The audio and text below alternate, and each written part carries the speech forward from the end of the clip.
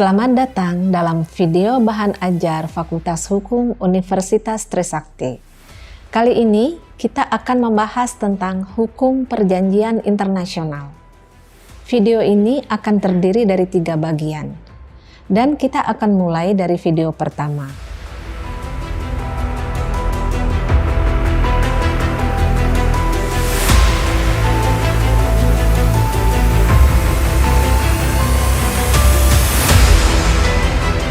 Baiklah, kali ini kita akan membicarakan perjanjian internasional sebagai salah satu sumber hukum internasional.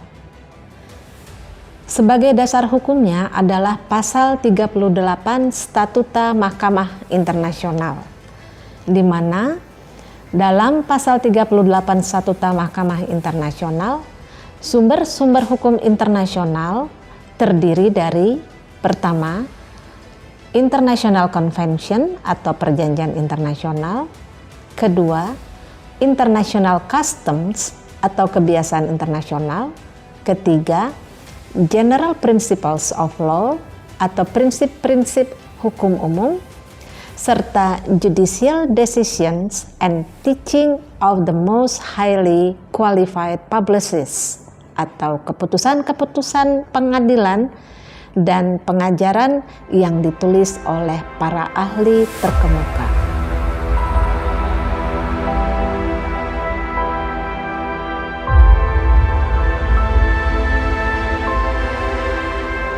Sekarang, apa yang dimaksud dengan perjanjian internasional? Pengertian perjanjian internasional tercantum di dalam pasal 2 Konvensi Wina tahun 1969. Di mana disebutkan bahwa pengertian perjanjian internasional adalah suatu persetujuan yang dibuat antara negara dalam bentuk tertulis dan diatur oleh hukum internasional, apakah dalam instrumen tunggal atau 2 atau lebih instrumen yang berkaitan, dan apapun nama yang diberikan padanya.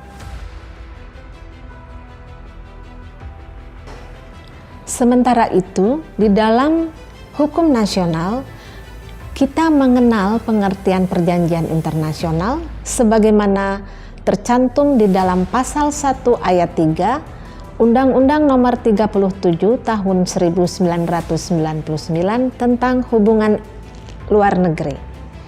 Dalam pasal ini dinyatakan bahwa perjanjian dalam bentuk dan sebutan apapun yang diatur oleh hukum internasional dan dibuat secara tertulis oleh pemerintah Republik Indonesia dengan satu atau lebih negara, organisasi internasional, atau subjek HI lainnya, serta menimbulkan hak dan kewajiban pada pemerintah Republik Indonesia yang bersifat hukum publik.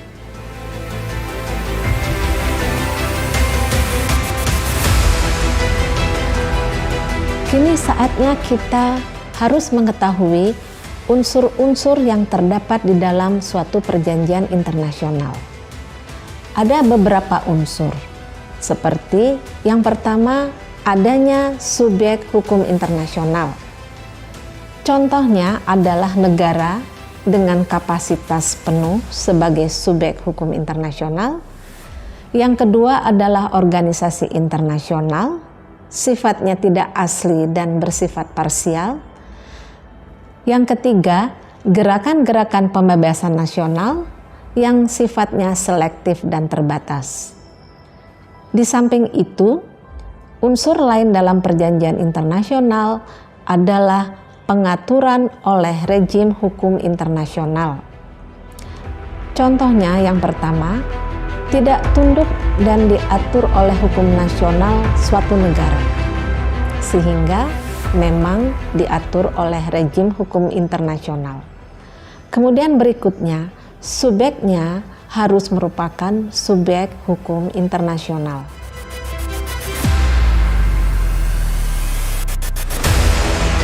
Baiklah, kita akan melihat istilah-istilah mengenai perjanjian internasional.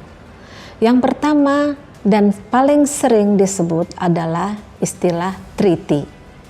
kemudian convention, kemudian agreement, charter, protocol, declaration, final act, agreed minutes, and summary records, memorandum of understanding, arrangement, exchange of notes, proses verbal, dan modus vivendi.